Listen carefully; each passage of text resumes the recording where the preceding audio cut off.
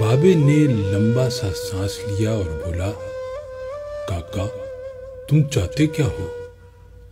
میں نے عرض کیا، کیا آپ کو واقعی سونا بنانا آتا ہے؟ بابے نے خالی خالی آنکھوں سے میری طرف دیکھا اور ہاں میں سر ہلا کر بولا، ہاں میں نے جوانی میں سیکھا تھا۔ میں نے عرض کیا، کیا آپ مجھے یہ نسخہ سکھا سکتے ہیں؟ بابے نے غور سے میری طرف دیکھا اور پوچھا، تم سیکھ کر کیا کرو گے؟ میں نے عرض کیا، میں دولت مند ہو جاؤں گا۔ بابے نے قہقہ لگایا، وہ ہنستا رہا، دیر تک ہنستا رہا، یہاں تک کہ اس کا دم ٹوٹ گیا اور اسے کھانسی کا شدید دورہ پڑ گیا۔ وہ کھانستے کھانستے دورہ ہوا اور تقریباً بے حالی کے عالم میں دیر تک اپنے ہی پاؤں پر گرا رہا۔ وہ پھر کھانستے کھانستے سیدھا ہوا اور پوچھا، تو تم دولت مند ہو کر کیا کرو گے؟ میں نے جواب دیا، میں دنیا بھر کی نعمتیں خریدوں گا۔ اس نے پوچھا، نعمتیں خرید کر کیا کرو گے؟ میں نے جواب دیا، میں خوش ہوں گا، مجھے سکون ملے گا۔ اس نے تڑپ کر میری طرف دیکھا اور کہا، گویا تمہیں سونا اور دولت نہیں، سکون اور خوشی چاہیے۔ میں خاموشی سے اس کی طرف دیکھتا رہا۔ اس نے مجھے جھنجھوڑا اور پوچھا، کیا تم دراصل سکون اور خوشی کی تلاش میں ہو؟ میں اس وقت نوجوان تھا اور میں دنیا کے ہر نوجوان کی طرح دولت کو خوشی اور سکون سے زیادہ اہمیت دیتا تھا، مگر بابے نے مجھے کنفیوز کر دیا تھا اور میں نے اسی کنفیوژن میں ہاں میں سر ہلا دیا۔ بابے نے ایک اور لمبا قہقہ لگایا اور اس قہقہے کا ایک اختتام بھی کھانسی پر ہوا۔ وہ دم سنبھالتے ہوئے بولا، کاکا میں تمہیں سونے کے بجائے انسان کو بندہ بنانے کا طریقہ کیوں نہ سکھا دوں؟ میں تمہیں دولت مند کے بجائے پرسکون اور خوش رہنے کا گر کیوں نہ سکھا دوں؟ میں خاموشی سے اس کی طرف دیکھتا رہا۔ وہ بولا، انسان کی خواہشیں جب تک اس کے وجود اور اس کی عمر سے لمبی رہتی ہیں، یہ اس وقت تک انسان رہتا ہے۔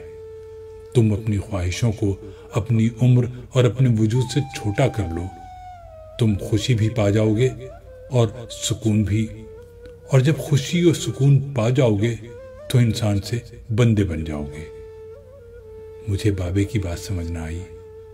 بابے نے میرے چہرے پر لکھی تشکیک پڑھ لی۔ وہ بولا، تم قرآن مجید میں پڑھو، اللہ تعالیٰ خواہشوں میں لتھڑے لوگوں کو انسان کہتا ہے اور اپنی محبت میں رنگے خواہشوں سے آزاد لوگوں کو بندہ۔ بابے نے اس کے بعد کامران کی بارہ دری کی طرف اشارہ کیا اور بولا، اس کو بنانے والا بھی انسان تھا، وہ اپنی عمر سے لمبی اور مضبوط عمارت بنانے کے خبر میں مبتلا تھا۔ وہ پوری زندگی دولت بھی جمع کرتا رہا، مگر اس دولت اور عمارت نے اسے سکون اور خوشی نہ دی۔ خوش میں ہوں اس دولت مند کی گری پڑی بارہ دری میں برستی بارش میں بے امان بیٹھ کر۔ میں نے بے صبری سے کہا، اور میں بھی۔ اس نے قہقہ لگایا اور جواب دیا، نہیں تم نہیں، تم جب تک تانبے کو سونا بنانے کا خبت پالتے رہو گے، تم اس وقت تک خوشی سے دور بھٹکتے رہو گے، تم اس وقت تک سکون سے دور رہو گے۔ بابے نے اس کے بعد زمین سے چھوٹی سی ٹہنی توڑی اور فرش پر رگڑ کر بولا، لو میں تمہیں انسان کو بندہ بنانے کا نسخہ بتاتا ہوں۔ اپنی خواہشوں کو کبھی اپنے قدموں سے آگے نہ نکلنے دو۔ جو مل گیا اس پر شکر کرو، جو چھن گیا اس پر افسوس نہ کرو۔ جو مانگ لے اس کو دے دو، جو بھول جائے اسے بھول جاؤ۔ دنیا میں بے سامان آئے تھے، بے سامان واپس جاؤ گے۔ سامان جمع نہ کرو، ہجوم سے پرہیز کرو، تنہائی کو ساتھی بناؤ۔